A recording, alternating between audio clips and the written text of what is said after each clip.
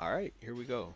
So I am playing some cash tiers, and before some of the bitches start whining, you playing cash tier? Like, shut the fuck up, bro. I don't care about your fucking crying, bro. Now, my opponent is playing Snake Eyes. Snake Eyes is currently being played at over 22%. Cash tier is being played at less than 3%. And I don't even use a Rise Heart in this match at all. Just want to throw that out there. And if you want to be a little crybaby, I'll show you me getting absolutely fucking cooked in the next match. So don't worry. All right. So I go into Shangri Ara, and then I summon out Fenrir right here off of the birth, set in impermanence, and then I just pretty much end my turn right here. Activate the Shangri Ara, and then my opponent is going to activate Want It, and then summon out the Diablo Star. Now, he's pretty smart because when he summoned out this Diablo Star, he declined to actually activate its effect because he knew it would trigger my Fenrir. I would then be able to banish this or this, which I probably would have targeted this anyways, just because. And if he would have activated its effect, I would have been able to actually use this particular card's um, effect as well to banish something. So to avoid some of that, he wanted to just go ahead and crash into my Fenrir, which isn't that bad. And if he would have activated this, I would have actually impermed it,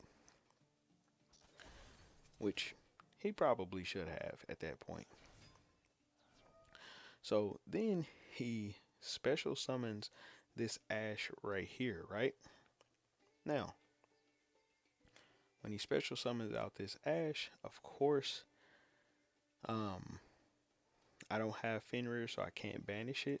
All I can really do to stop this play, and this is like a brutal play. So I need to stop this Ash right here. This is the most important card of the deck.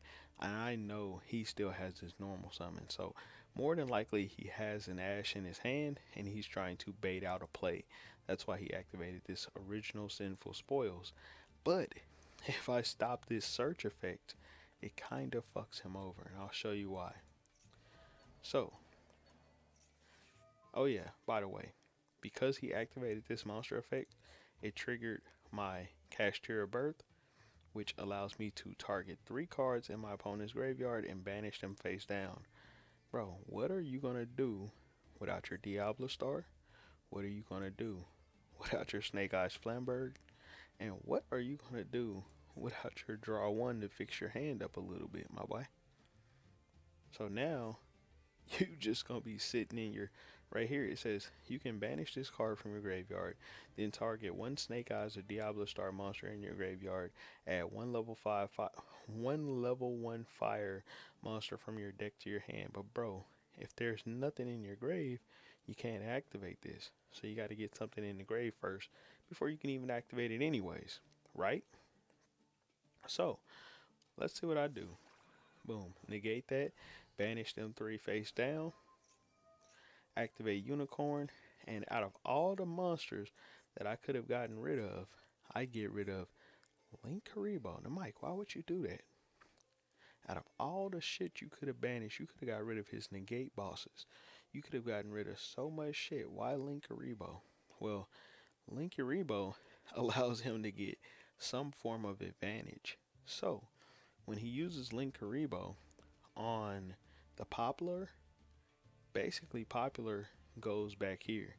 And then he could activate the effect of Ash to then send the Link Karibo, and then he'll be able to keep the Poplar plus this, which gives him 3 materials instead of 2.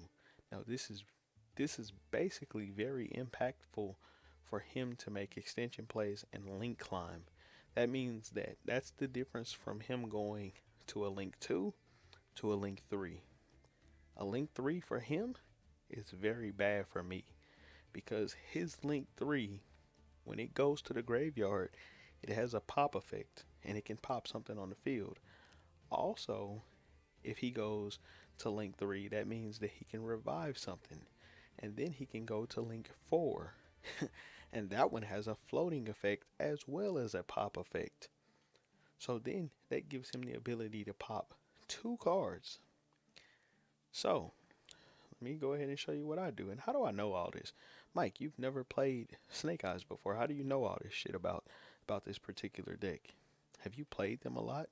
Have that happened to you a lot? Absolutely not. No. I do play the deck. I just don't show that I play the deck. Now, go ahead and activate the Shangri-Aura. And he's going to go Poplar. And he sets my Shangri-Aura in the back row. Now, what plays could he have made past that? He literally would have just had one monster. He couldn't even put it into the back row and summon out. He couldn't even go into the Linkaribo or anything. He's literally no plays, bro. Like that's why like thinking through your plays cooks your opponent. Now, look at this. So he's got his IP Masquerena. He's got a unicorn. This is the Link 3 I was talking about. Promethean Princess. This particular card, look, it just needs 2+ effect monsters so you can climb to get to this, right? Basically, all he would have to do is go Linkaribo. It would put the Poplar in the back row. Then he could go the Ash to send the Poplar from the back row, put another monster out onto the field. Boom, he can link climb. He can climb. He can go from 2 monsters on the field to 3. And then this has a revive effect. You can revive a fire from your graveyard.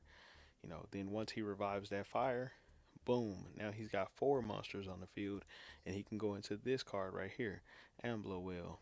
Now, this card right here, if it's destroyed, it says if this card is destroyed, you can target 1 Link 3 in your graveyard, special summon it. And then if a Link 3 or lower monster on your field is destroyed by battle or card effects while this card is in your graveyard, you can banish this card to destroy 1 card. So it floats and pops a card.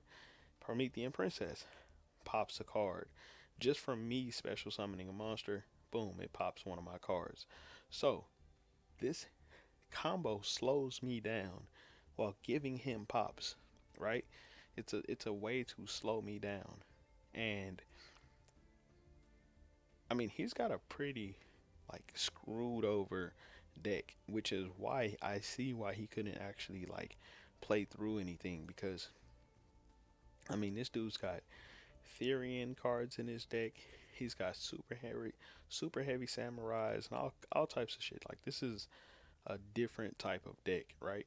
So probably not as consistent as a better deck. Now, let me show y'all my deck list real quick that I played against him. This is the deck that I used. So yeah, got me 3 nice little spear modes in there, 3 little spears. And of course, I could have dropped a nice little spear on that man if he would have built a crazy board anyways, right? He ended his turn, his battle phase, so I would have been able to spear mode whatever board he put up anyways, and then just rebuild it. So it didn't even really matter, right? Now, let me show y'all something else as well. You know, so here's my Snake Eyes deck.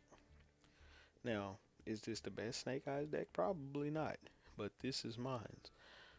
I've got Promethean Princess, I've got Ambloel, I've got the World Sea Dragon in my extra deck, Linkaribo, just the typical like standard shit. Now I probably should add Dark in this deck so I can make some more plays, but whatever. I like it like this. I could take Anima out and put Dark in. It'd probably be a lot better, but for the most part, this deck pretty good, super powerful deck. And I know that if what happened to him happened to me, I know it would be very difficult to play through what happened with this deck as well. The only thing I could think of would be to Kurakari, which is why running Kurakari in your deck might be very um, potent in Snake Eyes, because you're going to be making a lot of plays. Your opponent's going to be reacting, trying to stop stuff. He would have been able to Kurikari two of my monsters and probably attack for game and not really worry about me banishing shit or activating those Kashtira effects. Snake Eyes is a deck where you could run Kurikari at 3 and you can search it. So during your combo, by the way. So yeah, maybe run Kurikari in your deck. You don't even have to run 3. You can run 1 and then search it in combo as you're making plays. And if you can get to Kurikari, that Kurikari search, and your opponent is basically activated every monster on the field, you can clear their entire field and then try to attack for game. So yeah. Now, I did promise y'all that I would show y'all a match of me getting absolutely fucking cooked.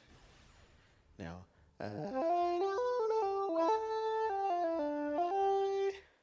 I don't know why this is my first time ever seeing this particular deck, but this guy absolutely fucking smacked my shit, bro. So, alright. I was absolutely ready to cook with this deck, bro. Like, this is enough in my hand right here to absolutely cook. Let me explain why this is enough for me to cook. Listen, normal Outcast Terrorize Heart right here, right? Boom. Let me just explain the thinking real quick. Whatever happens, normal Outcast Terrorize Heart, activate its effect if I can get it off, right? Unless he negates it, okay, whatever. It got negated. But normal this shit out. If he happens to negate it, or if he happens to let it go, I send Fenrir or Unicorn, either one, right? But I send Fenrir or Unicorn, it doesn't matter which one, I send one, you know. And then I activate Theosis to summon the other one. Which I would send Fenrir to the grave, to the banish pile off of Rise Heart. Activate Theosis.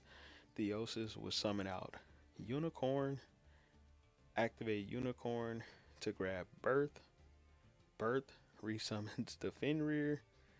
Boom. That's my line right there, right? Then I could very much so go into a Shangri-Aura. Then from that, and the reason I would go Shangri-Aura at this point, I probably would get an effect off, right? Go Shangri-Aura, then from Shangri-Aura, I could also activate this card right here to draw a fire if I wanted to do so. Put Shangri-Aura up here in defense, and possibly, I don't know, fucking try to get that effect to activate, banishing something, or even using the Kashtira tier limits Kashtira or whatever to try to banish some shit while Shangri-Aura is on the field. That would then trigger the Shangri-Aura, and then that would allow me to go into this Arise Heart right here, and then I'd be able to win the match, right? That's my thinking. Like, that's how I would play Kashtira. Now, is there some flaws in that? Possibly. But that's my way of thinking. Like, if I can do all of that.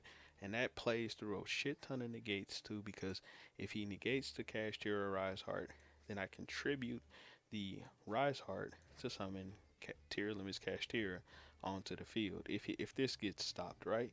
If it gets sent to the grave or whatever, I can activate this to summon onto the field. That gives me a body to Theosis. Or if this just gets stopped, I can still Theosis, right? Boom. That's my thinking.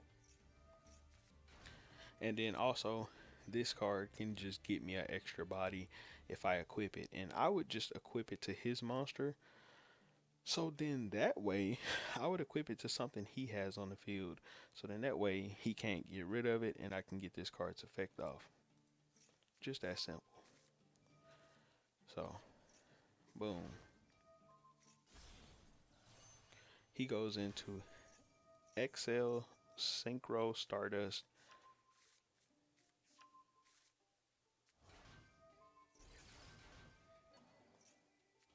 Now, I have no idea what the fuck is going on, if I'm being honest.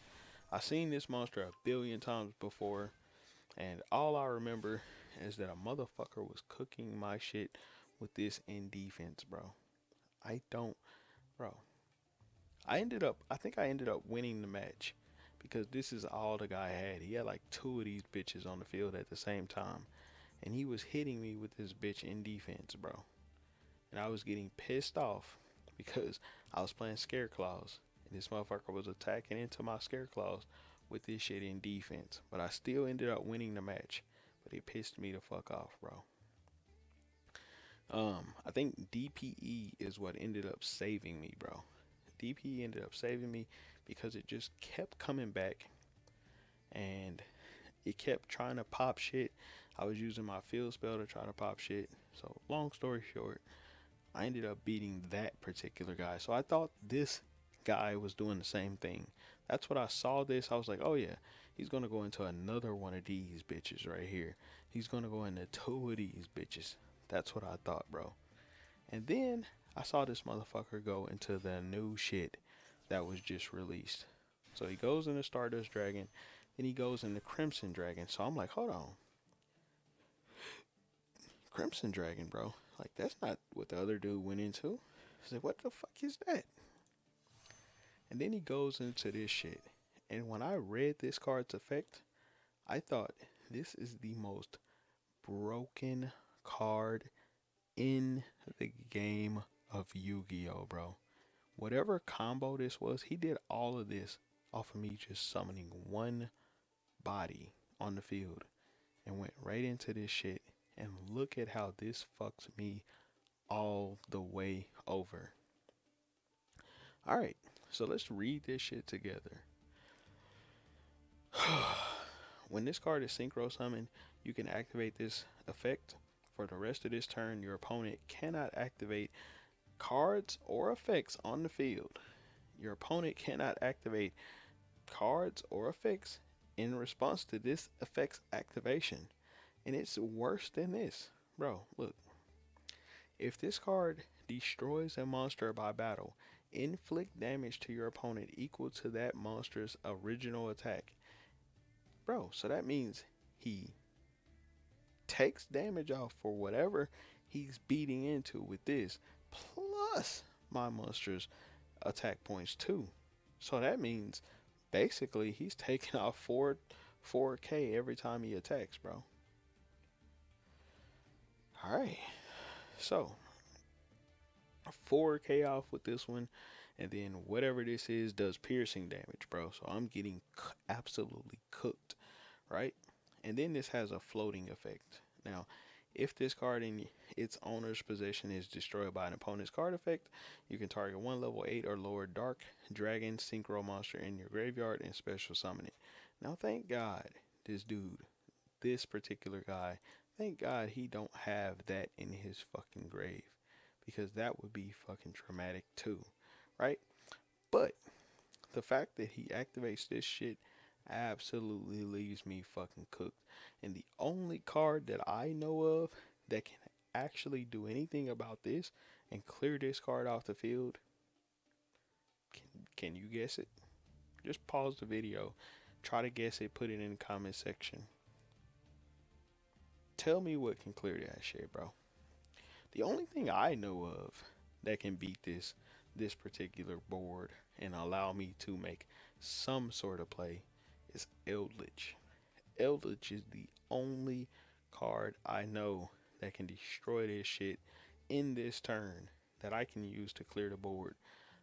Other than that, I don't know no monster that can summon from the hand and put enough attack. Or maybe if you're playing like Black Wings or something, maybe you can just summon a bunch of bodies and then you can't really exceed or anything. You can exceed, but I mean, you ain't getting their effects, bro. Like, maybe you can link into something that can crash over this, but you can't even activate access code talker. Like, this prevents you from being able to activate effects. So you can't even boost up access code talker to attack over this. So the most I can think of is If you can manage to get three bodies onto the field from your hand, maybe playing Scare Claws, maybe you can get three bodies on the field, put Scare Claw uh, on. I mean, if you can manage to, if you just got three bodies in your hand and you can manage to get the whatever the boss is, Tryhard. If you can manage to get Tryhard on the field just by special summoning from your hand, and then get Tryhard on the field, and then maybe find a way to discard Arrival or pop your own Arrival so it'll give you some form of protection for an attack, and then make it through the turn, and then this goes into defense on his turn, and then pray he don't link and get rid of your shit, so then that way you can at least survive an attack from this using that Arrival that you would have had to figure out how to pop on your field, like, because you can't activate the Arrival, so you would have to put it on the field and find a way to pop it with something. So you would have to have like an MST to do that. Like, bro, how do you beat this? How do you even prepare for this, bro? What could you possibly do to prepare for this?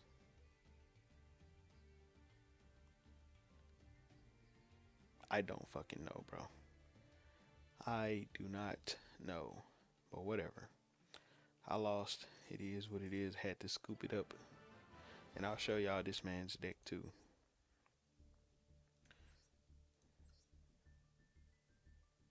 Like, bro, what the fuck is this, bro?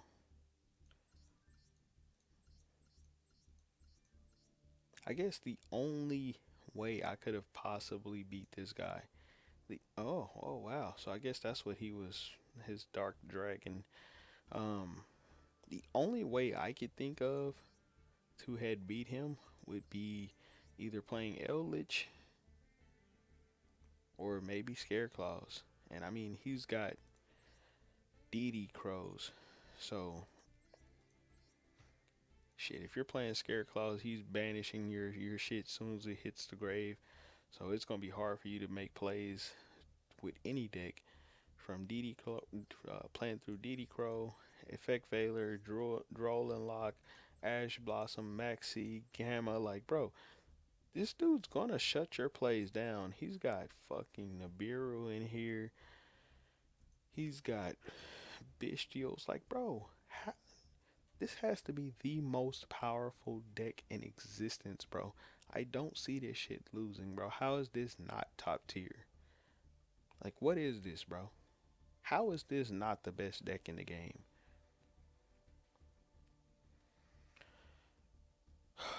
Whatever. Maybe this is. I don't know. Let me see. Let me look this deck up real quick. Super Heavy Samurai. Okay.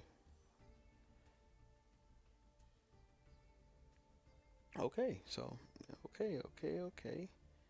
So it looks like, just so y'all know, I'm looking at Master Duel meta, and it looks like what this guy is playing.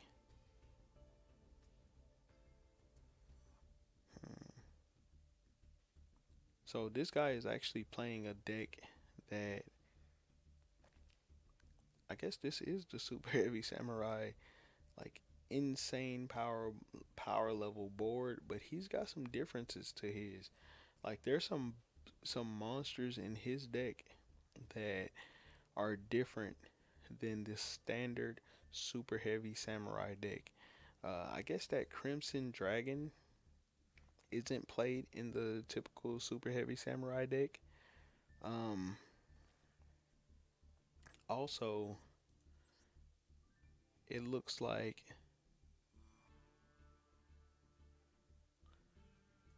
this Stardust Dragon is played in there. Let's see. He's got Psyframe Lord Omega in there. And he's also got, like I say, he's got Crimson Dragon. And he's got this hot red dragon Archfiend King of Calamities. So yeah, it's just this particular card right here is no fucking joke, bro.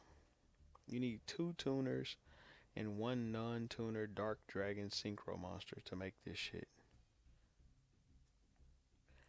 But here's the like crazy thing, bro. Here's the part of this that's kind of insane to me. He didn't actually use a Dark Dragon Synchro to make this shit, bro. He made this card off of Stardust Dragon and something else. Like, bro, what the? Hold on. I'm sorry, y'all. I gotta see what the, bro.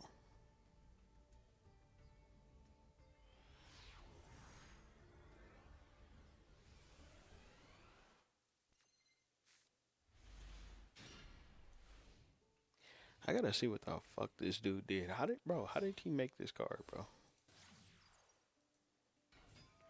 Let's speed this up.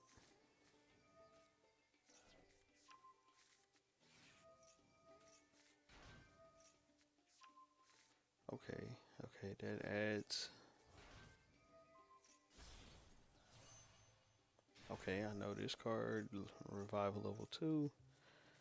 And then he's going to summon that out. It's going to boost his level to 2. That's how he gets his level 12. Okay. Sorry, going machine, increases level. Okay. But how?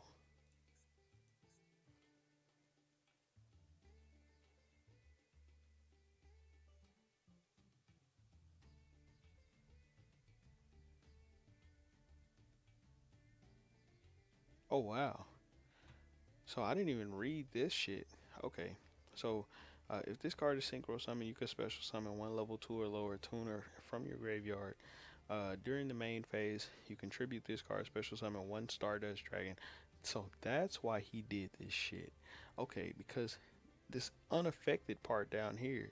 So that's why he did that shit. Special summon one Stardust Dragon from the extra deck. This is treated as a synchro summon. Okay. Then immediately after the effect resolves, synchro summon using the monsters you control as material. For the rest of this turn, the monsters synchro summoned by this card's effect or by this effect is unaffected by your opponent's activated effects. So it didn't matter any fucking ways. So bro, how was I gonna stop this shit? I couldn't. So he synchros that into Stardust Dragon, but that doesn't make sense. Okay, he goes into Crimson Dragon. Okay, what does Crimson Dragon do? Let's read this shit, bro. All right. So, if this card is special summon, you can add one spell or trap that mentions Crimson Dragon from your deck to your hand. Quick effect, you can target one level 7 or higher synchro monster on the field except Crimson Dragon. Return this card to the extra deck, and if you do, special summon one dragon synchro monster from your extra deck with the same level as the targeted monster. This is treated as a synchro summon.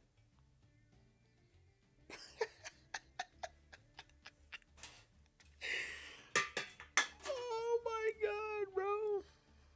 So technically, oh my god. Okay. Okay. Okay, okay, okay, okay, okay. You can target one level 7 or higher synchro monster on the field except Crimson Dragon. Return that card to the extra deck, and if you do, special summon one dragon synchro monster on. Bro, what happened to his Crimson Dragon though? Why did it leave the field? Okay, he so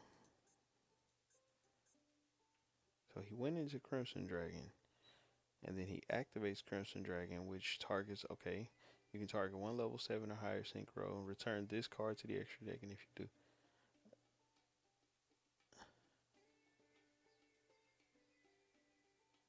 with the same level as the targeted monster. Okay, so that's why he summoned this. So he summoned this, so it'll be a level 12. And then he used the Crimson Dragon, which just so happened to be a level 12.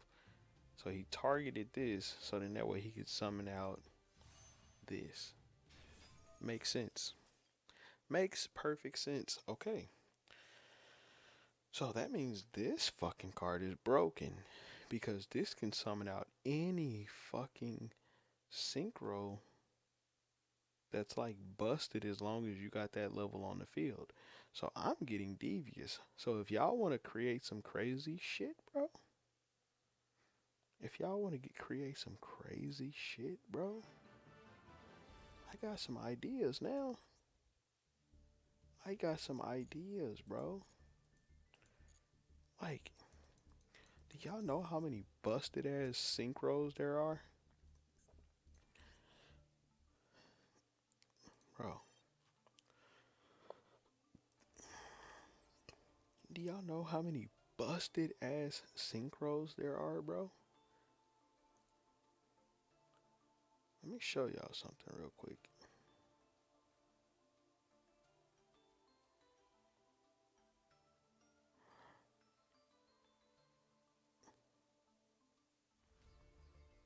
So if you can use that effect to bring just about anything out, bro, there are some busted, and I do mean busted, synchros out there. I mean, that synchro that he made was busted, but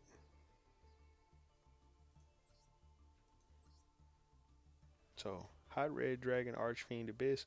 So I guess technically I already knew about this card. This was a card that I've been had bookmarked for a very long time. I just never did anything with it. But we're talking about Crystal Wing Synchro Dragon. Let's see. I'm talking about this card right here, Blackwing Full Armor Master. We're talking about this. I mean, this isn't that busted, but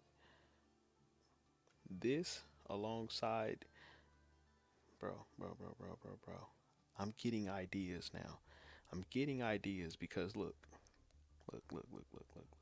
This is a level 10, right? Blackwing Full Armor Master is a level 10, which means you can bring this shit out of your extra deck. If you can get that level 12 Crimson Dragon on the field, plus, hold on, let me go to the deck that got the card in there, bro. Let me go to my deck that have that card in there, bro. You feel me? Now, Chaos Angel is a level 10, which means if you can get this onto the field, made with a light and a dark, placed in defense, and then you can get Crimson Dragon on the field at the same time as this, right?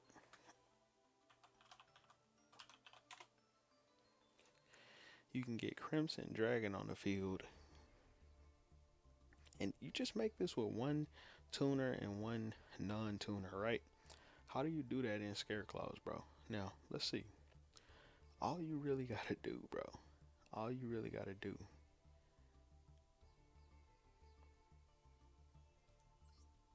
Because you need a level 12, right? And does it have to be one or can it be more than one? It's one or one plus non-tuner. So more than one non-tuner can be done to make that, right? So basically you could go Visa Starfrost and then Rescue Cat. Rescue Cat puts out 2 level 3s. Or Visa Starfrost and just 2 level 3s. That's 12 right there, bro. Just that easy. Boom. So all you would really have to do is synchro and then revive back. So you would basically just synchro into Chaos Angel, revive back 2 Scareclaws, activate Arrival to bring back the Visa Starfrost, go into Crimson Dragon, activate Crimson Dragon, target the Chaos Angel, and then, bro, hey, y'all finna hate me, bro. Y'all about to hate me, bro. I'm about to be. Man, hey, I'll catch y'all on the next one. Peace.